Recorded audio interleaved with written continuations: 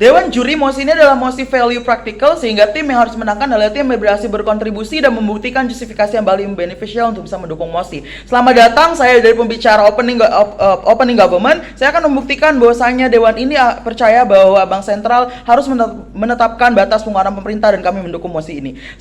Ketiga karakteristik penting harus dibahas dalam mosi perdebatan adalah: satu, Bank Sentral. Bank Sentral adalah lembaga negara yang independen, berfungsi menjaga nilai tukar mata uang, dalam hal ini adalah rupiah, di dalam negeri maupun di luar negeri. Sehingga kemudian Bank Sentral memiliki wewenang penuh untuk menjalankan fungsinya yang nilai to regulate, untuk bisa membatasi pengeluaran pemerintah. Layer 1, mengapa ini bisa dijustifikasi? Bank Sentral berperan sebagai pemegang kas pemerintah serta mengatur kewajiban serta tagihan pemerintahnya jika memiliki hutang luar negeri. Dewan juri kami hormati, bayangkan jika pemerintah tidak terbatas dalam mengelola anggaran dan mereka banyak berhutang dan situasi ekonomi yang tidak sehat misalnya, maka penting sebuah intervensi datang dari Bank Sentral sebagai sesuatu lembaga yang memiliki otoritas akan hal tersebut. Bank Sentral pun tidak akan sendirian dalam mengatur dan membuat kebijakan seperti yang dijelaskan pula dalam undang-undang. Bosnya bahasan anggaran itu juga dibahas bersama DPR, BPK, bahkan dengan pemerintah itu sendiri. Jadi di sini kami yakin dan percaya bahwa hal ini tidak apa-apa bagi situasi ekonomi sebuah negara, karena at the end pemerintah pun dapat memformulasikan anggaran yang lebih proporsional, bukan? Dua, pemerintah negara berkembang. Problem utama negara berkembang adalah mayoritas negara itu gagal atau tidak efektif dalam mengelola keuangan mereka, sehingga mereka berpotensi untuk melakukan atau hanya mengeksploitasi alam mereka tanpa ada manfaat yang diterima oleh negara dan warga negara tersebut. Negara berkembang rawan terjadinya korupsi, Dewan juri kami hormati, sehingga anggaran itu sangat riskan untuk bisa diselewengkan oleh pihak lain, sehingga perlu otoritas lembaga yang berwenang dalam menyusun anggaran di sebuah negara. Lihat apa yang terjadi di negara Venezuela dan Yunani misalnya, yang pada tahun 2017 sampai 2020 memiliki resiko kebangkrutan akibat tidak ada kebijakan moneter yang progresif di negara tersebut, sehingga ini apa yang dilakukan oleh Bank Sentral dan pemerintah itu memastikan bahwa agar sistem keuangan dan nilai tukar mata uang mereka itu tidak jatuh dan posisi ekonomi mereka pun akan stabil. Dewan juri kami hormati, bayangkan jika Bank Sentral tidak memiliki intervensi lebih awal terkait keuangan dan mata uang di sebuah negara, maka tidak akan ada maka yang kami harapkan adalah negara itu menjadi ekonomi yang sehat dan perekonomian mereka akan sehat dan tidak ada ambang kehancuran, bukan? Maka penting intervensi dan aturan yang dirumuskan oleh Bank Sentral. Tujuan kami simple, kami akan memastikan kondisi ekonomi sebuah negara yang progresif dan berkelanjutan dalam pengaturan batas pengeluaran ini. Mari masuk ke dalam ranah argumentasi dan mekanisme kelompok kami.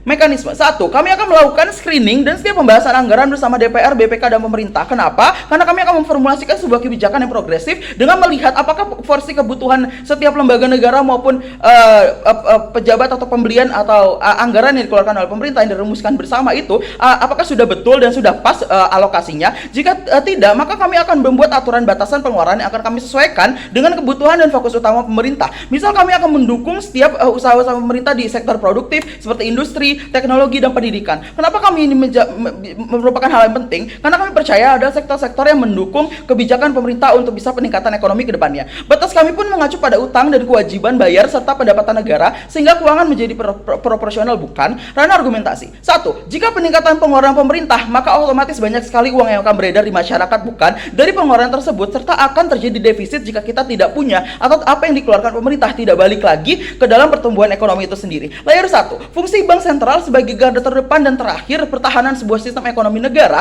karena jika tidak ada mereka dan mereka tidak dilibatkan, maka penyusunan anggaran itu pemerintah kan seenak-enaknya tanpa peduli apakah hal tersebut baik bagi ekonomi atau tidak.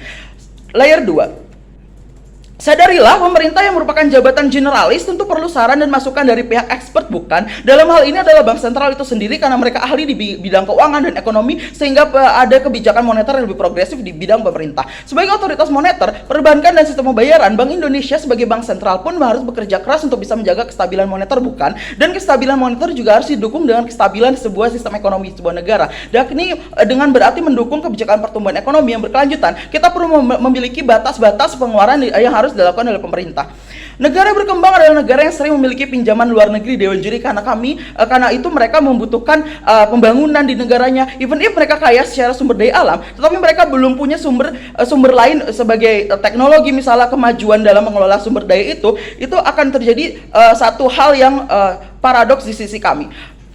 Dan untuk memanfaatkan hal tersebut, maka dalam hal ini negara maju misalnya yang sudah canggih teknologinya dan lain sebagainya, tentu privilege yang ada di negara berkembang itu hanya terletak pada kekayaan alam, dan itu pun tidak berdampak signifikan, bukan? Sadarilah Dewan Juri bahwa jika pemerintah tidak memiliki guideline terkait keuangan dan anggaran mereka itu terbuang sia-sia, maka yang terjadi tidak tak arahnya ekonomi sebuah negara, bukan? Misalnya negara A ingin menjadi negara maritim yang maju, tetapi kemudian pengeluaran hanya difokuskan di sektor-sektor non produktif, tentu ini akan menambah beban bagi negara, bukan? Jika negara mereka harus bisa berhutang dan tidak ada signifikansi dari hutang tersebut, serta pengeluaran negara pun banyak dan tidak ada sektor yang bertumbuh, dan maka dari itu membuat sistem ekonomi sebuah negara itu menjadi rusak. Jika mereka harus meminjam uang lagi dan tidak ada pengontrolan, maka upaya apapun akan sia-sia, bukan? Lihatlah bagaimana setiap negara memiliki kebijakan proporsional untuk berhutang. Ini artinya setiap negara memiliki taktik sendiri, bukan Dewan Juri. Ini artinya setiap negara memiliki taktik untuk bisa menghindari hal-hal buruk yang akan terjadi ke depannya. Sadarilah situasi ekonomi global dan pasar global itu sangat dinamis, apalagi pasca pandemi saat ini, Dewan Juri. Maka dari itu setiap negara pun harus melihat secara jernih dan secara betul apakah situasi ekonomi dan pasar global mendukung ekonomi mereka atau tidak. Even if ini akan baik-baik saja di negara maju dengan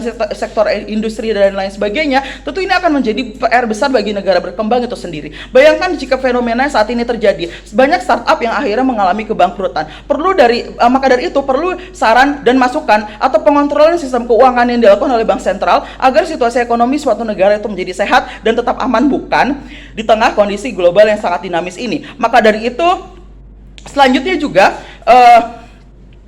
perlu disadari dari dampak yang signifikansi dari situasi global, tentu ini akan berpengaruh kepada situasi domestik. Dan maka dari itu bank sentral setiap negara yang memiliki otoritas terkait hal tersebut itu memastikan bahwa kebijakan moneter yang diambil oleh pemerintah itu berdasarkan nilai-nilai atau berdasarkan riset yang mereka lakukan terhadap pasar global, sehingga pemerintah tidak salah langkah dan mereka bisa mempreventifkan atau bisa meminimalkan resiko-resiko kemungkinan buruk yang akan terjadi ke depannya. Tentunya ini akan menjadi sangat baik.